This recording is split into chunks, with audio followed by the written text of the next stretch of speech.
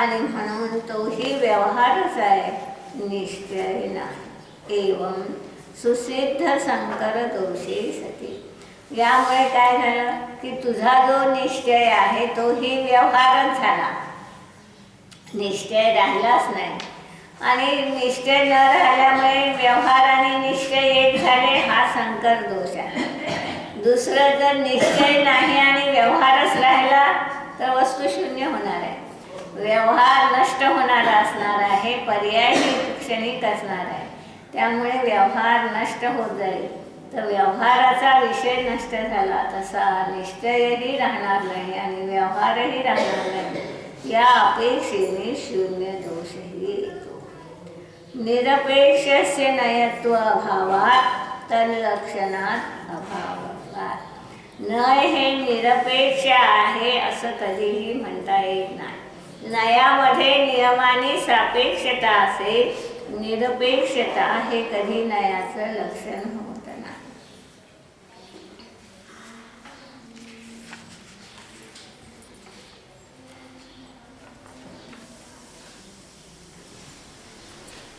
ननु केवलं सदैव हि यदिवाजीवो विशेष निरपेक्षः भवति च तदुदाहरणं भेदभावात् तदा हि को दोषः.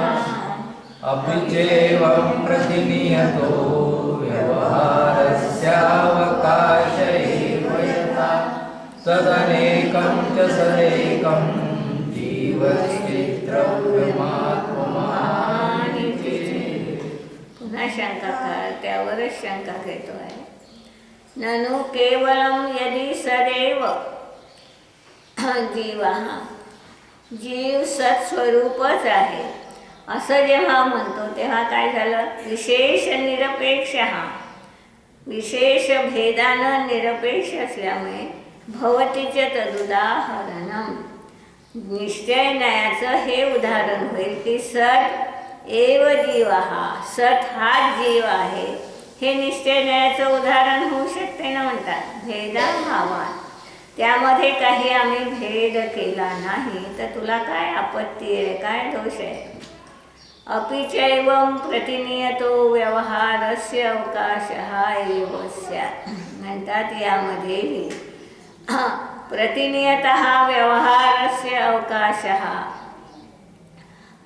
येऊ शकत नाही. व्यवहाराचा अवकाश कुठे आहे, सद अनेकम सद एकम. दोघांचे लक्षण उदाहरण वेगवेगळे झाले. व्यवहाराचं उदाहरण काय झालं, सद अनेकम, सत अनेक आहे, हे व्यवहाराचं उदाहरण झालं. आम्ही निश्चयाचं उदाहरण काय दिलं, सद एकम, सत एक स्वरूप आहे. त्यामुळे म्हणतात दोघांमध्ये भेद नियमाने आलेला आहे. जीव चित द्रव्य आत्मवान इति. जीव चैतन्य स्वरूप आहे अशा प्रकारचं, किंवा चिद्वान आहे म्हणजे चैतन्यवान जीव आहे असं हे उदाहरणही निश्चय न्यायाचं होऊ शकते. निश्चय न्यायाला उदाहरणच नाही हे जे तुमचं म्हणणं आहे हे आम्हाला अजूनही मंजूर नाही. नयतस्सदिति विकल्पो जीवः काल्पनिक इति विकल्पश्च तद्धर्मविशिष्टः तद्वानुपचर्यते स यथा. जीवः प्राणादिमतः संज्ञाकरणं यदेतदेवेति जीवन्गुणसापेक्षो जीवः प्राणादिमादिनासक्तः. यदि वा सदृशतः स्यात् संज्ञासक्ता गुणस्य सापेक्षा लब्धं तदनुक्तमपि सद्भावात् सदिति वा गुणो रम्यम्.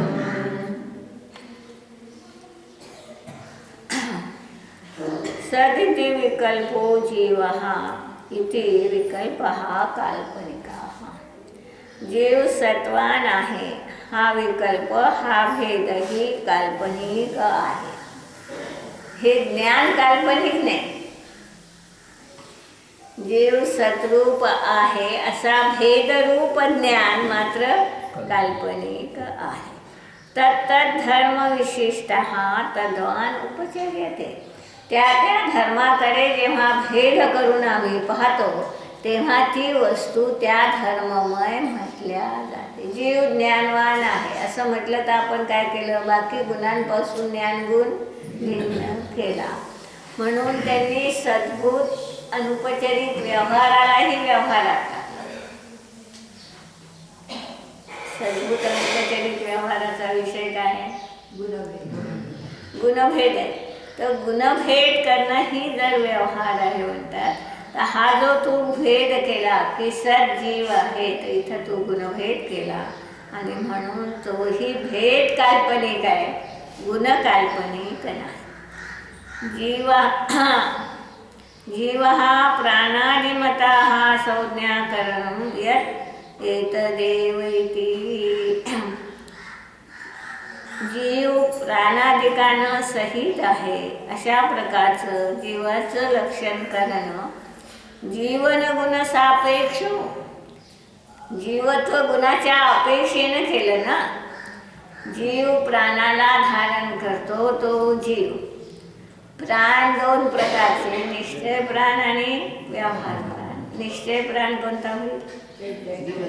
चैतन्य हा निश्चय प्राण होईल. आणि व्यवहार प्राण अशुद्ध भाव प्राण किंवा द्रव्य प्राण हे सगळे व्यवहार प्राणात आहेत. तर अशा प्रकारचं जीवाचं हे जे काही लक्षण केल्या गेलेलं आहे ते जीवनगुण सापेक्ष, जीवत्व गुणाची अपेक्षा डोळ्यासमोर ठेवून केल्या गेलेलं आहे. म्हणजे बाकीच्या सगळ्या गुणांपासून जीवत्व गुणाला पृथक करून कथन केल्या गेलेलं आहे. प्राणादिमान हा असते अर्थात, आणि त्या गुणाकडे पाहिलं तरच हा जीव प्राणादिकमान आहे असं म्हटल्या जाते. यदि वा सदिति सतः स्यात् संज्ञा सत्ता गुणस्य सापेक्षः. आम्ही जीवाला सत्स्वरूप जेव्हा म्हणणार आहोत त्याही वेळी सत्ता गुणाची अपेक्षा आमच्या कथनात आहे. लब्धम तद अनुक्तम अपि सद्भावात सदिति वा गुणो द्रव्य.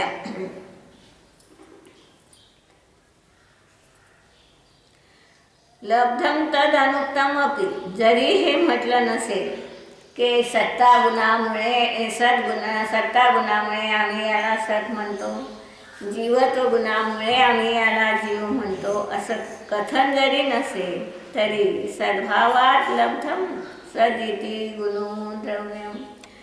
सत जे आहे ते गुण किंवा द्रव्याला प्राप्त होत नाही. म्हणजे सत हे द्रव्य असेल किंवा गुण असेल. एक लक्षात घ्यायचं आहे की सत शब्द दोनसाठी येतो. एक अस्तित्व गुणासाठीही येतो आणि एक द्रव्यासाठीही येतो.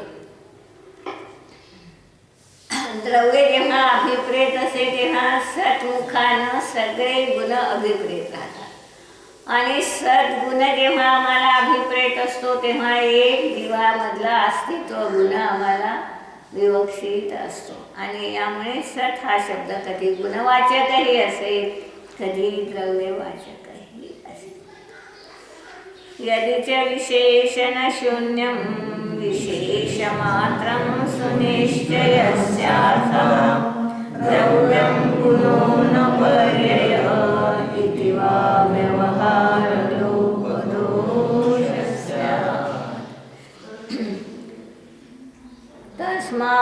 तस्मादवसेयमिदं यावदुदाहरणपूर्वको रूपः तावान् व्यवहारनयस्तस्य निषेधात्मकस्तु परमार्थः.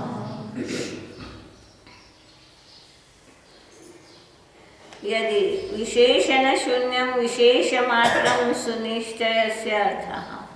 विशेषानं शून्य असा जर विशेष घेतला असेल निश्चययाचा अर्थ, तर द्रव्यं गुणो न पर्यायः. ते द्रव्य नाही, गुण नाही, पर्यायही नाही. आणि त्यामुळे व्यवहार लोप दोष हा स्यात्, त्यामुळे व्यवहाराचा लोप होतो आणि हा दोष प्राप्त होतो. थोडं लक्षात घ्यायचं आहे. विशेषण सांगितलं की तो व्यवहार होतो, आणि सांगायचं नाही म्हटलं तर मग निश्चयाला उदाहरण आहे. तुझ्या शंकेलाच त्यांनी त्यातून त्यांचे त्या शंकेसाठीच ते उत्तर दिलं आहे की तुम्हाला असं वाटेल की विशेषणाने शून्य केवळ द्रव्य हे त्याचं लक्षण आहे. तर म्हणतात आम्ही केवळ नाही म्हणत आहे, फक्त फरक कुठं पडला. आपणही शुद्ध निश्चय न्यायाचा विषय काय म्हणला, सगळ्या भेदांनी रहित मानला, परंतु सर्वथा नाही मानला. सर्वथा मानलं तर ही आपत्ती निश्चित येईल की गुण नाहीत आणि केवळ द्रव्य आहे असं नाही मानत आपण. गुण असूनही आम्ही गुणभेद पाहत नाही असं द्रव्य पाहतो आहे.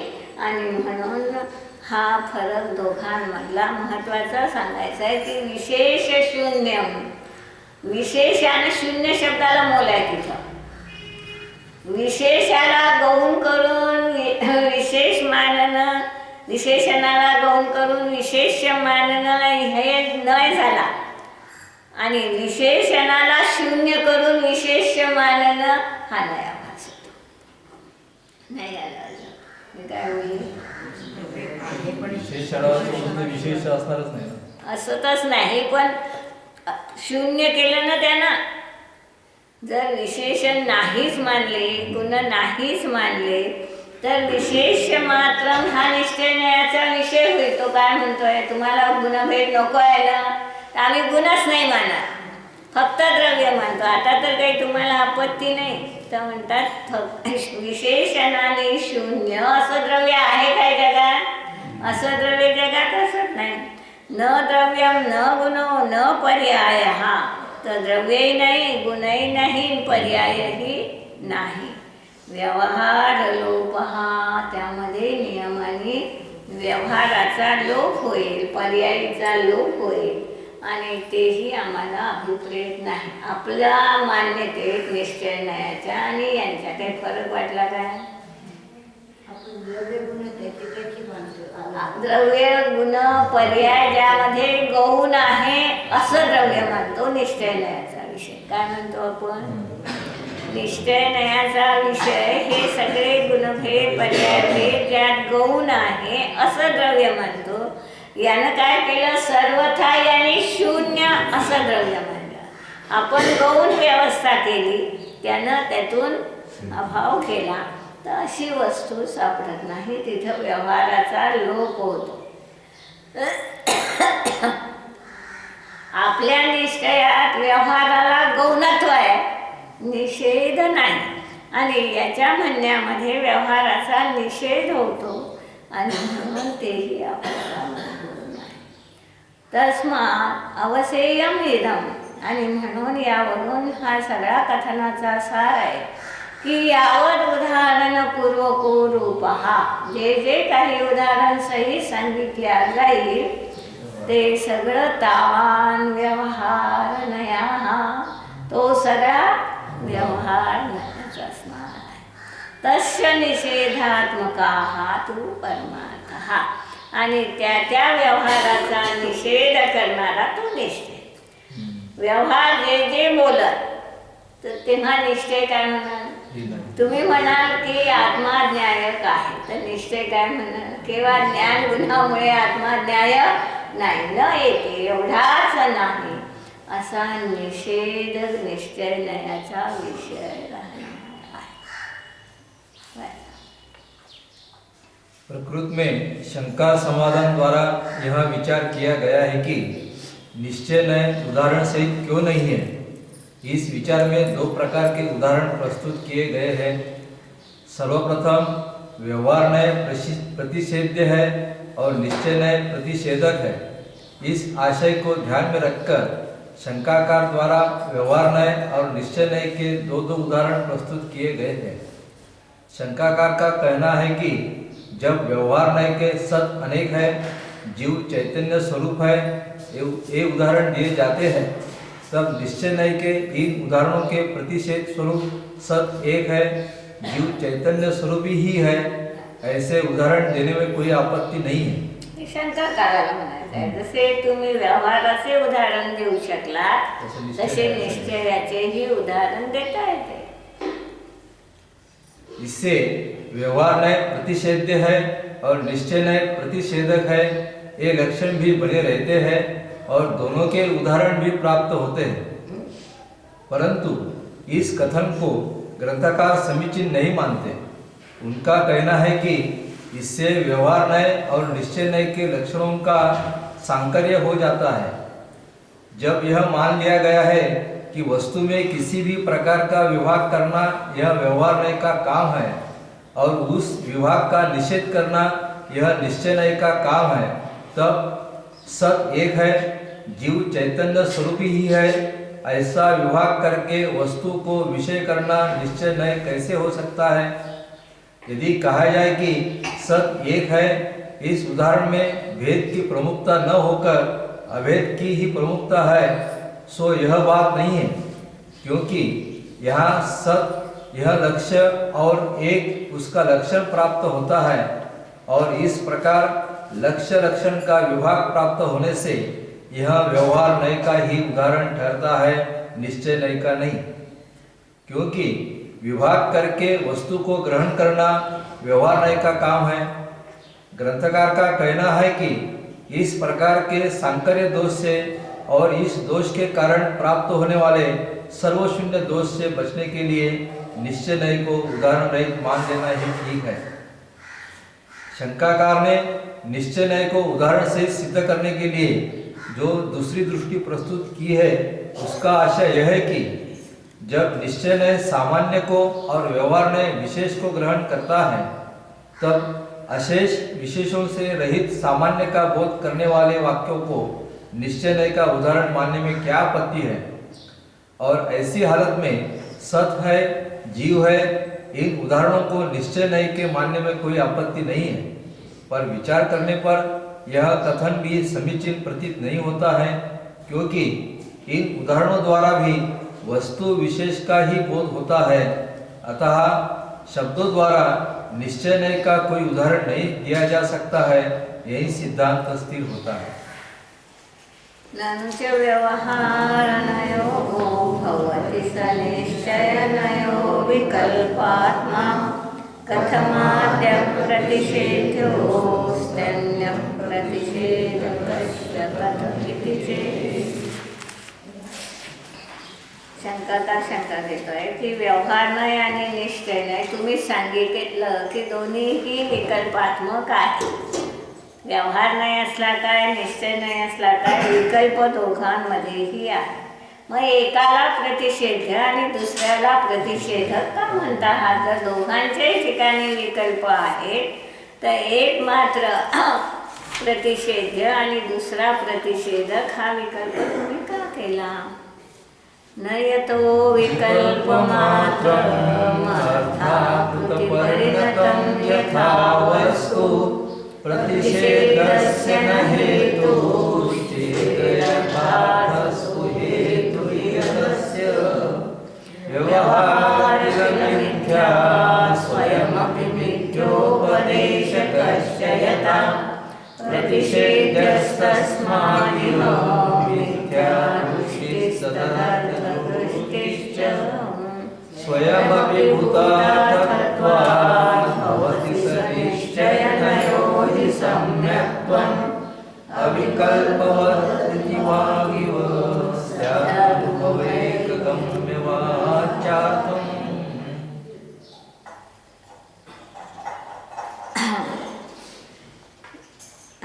उत्तर देता है शंकाकाराला. न येतो विकल्प मात्र अर्थाकृती परिणतम वस्तू. वस्तू जी आहे ती केवळ अर्थाकार परिणत झाली म्हणून आणि विकल्प आहे म्हणून त्याचा निषेध केला जातो असं नाही. अर्थाकार परिणत झाली म्हणजे पाहिलं होतं राग सहित जाणणारी ज्ञान पर्याय. इथं अर्थाकारचा अर्थ काय आहे? केवळ ज्ञेयाकार होणं हा नाही. ज्ञेयाकाराबरोबर राग आहेच. एका ज्ञेयाला जाणतो आहे हा विकल्प जर आहे तर राग आहे. तर अर्थाकृती परिणमनम, केवळ अर्थाकृती रूपाचं परिणमन किंवा विकल्प मात्र म्हणून आम्ही त्याला प्रतिषेध्य म्हटलं नाही. कुणाला? व्यवहाराला. प्रतिषेधस्य न हेतू, प्रतिषेध्याचा तो हेतू नाही. अयथार्थ तू तस्य हेतू. व्यवहार नय हा अयथार्थ कथन करणारा आहे आणि म्हणून त्याला प्रतिषेध्य म्हटलं. कोणताही व्यवहार नयाचा वाच्य काय? अभूतार्थ आहे आणि म्हणून त्याचा प्रतिषेध केला गेला. तो ज्ञान विकल्प आहे म्हणून त्याचा प्रतिषेध नाही. जर ज्ञान विकल्प आहे मानलं तर व्यवहारही आणि निश्चयही ज्ञान विकल्प आहे. परंतु आम्हाला जे व्यवहाराचा निषेध करायचा आहे तो केवळ ज्ञान विकल्प नाही. तर तो जो भेद केला तो भेद नाही आणि केला ही मिथ्या विकल्प त्याच्यामध्ये आहे आणि म्हणून व्यवहाराचा निषेध केलेला आहे. व्यवहार किल मिथ्या स्वयमपि मिथ्योपदेशकाः च यथा. व्यवहार न स्वयं मिथ्या आहे आणि मिथ्या कथन करणाराही आहे. म्हणून प्रतिषेध्य हा तो नियमाने प्रतिषेध्य आहे. गुणभेद आहे का नाही? शरीर आत्म्याचं आहे का नाही? नाही आहे. आणि म्हणून तो मानतो आहे म्हणून त्याचा आम्ही निषेध केलेला आहे. तस्मादिह मिथ्या दृष्टी तदर्थ दृष्टीच. आणि म्हणून केवळ व्यवहाराची दृष्टी ठेवणारा हा नियमाने मिथ्या दृष्टीच असू शकतो. भेदरूप वस्तूला मानणारा नियमाने मिथ्या दृष्टी असणार आहे. निश्चयने कसं आहे म्हणतात? स्वयंपी भूतार्थत्वात्. निश्चयने स्वयंभूतार्थ आहे. पंचाध्यायीकारानं सांगितलं का समयसाराने सांगितलं? ही गोष्ट समयसारानं सांगितली का नाही सांगितली? व्यवहार भूतार्थत्वात्. व्यवहार न पूर्णतः भूतार्थ आहे. ही गोष्ट त्यांनी 11व्या गाथेत सांगितलेली आहे समयसारमध्ये. तीच गोष्ट इथं सांगितली की शुद्ध नाही, निश्चय नाही तेवढा भूतार्थ आणि व्यवहार नाही अभूतार्थ आहे. त्यांनी जैन तत्वमीमांसेमध्ये अभूतार्थ आणि असत्यार्थाचा खुलासा केला आहे. काय केला आठवते? नाही ज्याचा विषयच वस्तूत नाही प्रयोजनभूत जे आहे तसं नाही सांगायचं. साधत नाही. असत्यार्थ म्हणजे आता ज्याचा विषय वस्तूत नाहीच असं जे सांगितलं जाईल त्याला असत्यार्थ असं म्हटलं जाते. वस्तूत असूनही वस्तूचा स्वभाव नाही त्याला अभूतार्थ असं म्हटलं जाते. काय झालं? जीवाला मूर्त म्हणणं हे असत्यार्थ आहे. म्हणून जीव मूर्त नाहीच, कधीच झाला नाही आणि म्हणणं हे असत्यार्थ होते. अभूतार्थात काय झालं की जीव कथनचित व्यवहारानं मूर्त आहे हे अभूतार्थ आहे किंवा रागीद्वेषी आहे. रागीद्वेषी आहे. काय नाही हा फरक असतो. म्हणून स्वयमपि भूतार्थत्वात् निश्चयनयो भवति सम्यक्त्व. स्वयंभूतार्थ असल्यामुळे निश्चय नयाचा विषय भूतार्थ आहे आणि निश्चय नयाचा कथनही भूतार्थ आहे. व्यवहार नयाचा विषय भूतार्थ आहे. व्यवहार नयाचं प्रयोजन फक्त भूतार्थ आहे. हा दोन नयामध्ये फरक असल्यामुळे तो फरक जोपर्यंत जाणवत नाही तोपर्यंत व्यवहाराला मानणारा हा मिथ्या दृष्टी राहील. निश्चयाला मानणारा जर एक केवळ निश्चयाला मानणारा असेल तरी तो मिथ्या दृष्टी केवळ व्यवहाराला मानणारा असेल तरी तो मिथ्या दृष्टी, व्यवहाराचा प्रतिषेध करून निश्चयाला मानणारा तो सम्यक दृष्टी. काही फरक वाटला माझ्या वाक्यात? केवळ जेव्हा असतो तेव्हा तो मिथ्या दृष्टी होतो. अविकल्पवत तो निश्चय नाही, जरी विकल्पात्मक आहे तरी अविकल्पासारखा आहे, म्हणून वत शब्द ठेवला. अविकल्पवत अतिवादिव की वचनाने ज्याचं कथन होत नाही असा अनुभवेकगम्य हा वाच्यार्थ. हा निश्चयनयाचा वाच्य वस्तुतः अनुभवण्यायोग्यच आहे, कथन करण्यायोग्य नाही. हा सगळ्या कथनाचा सार आहे की निश्चयनयाचा विषय हा वचनाने सांगता येत नाही. नेहमी आपणही म्हणतो तो वचन अगोचर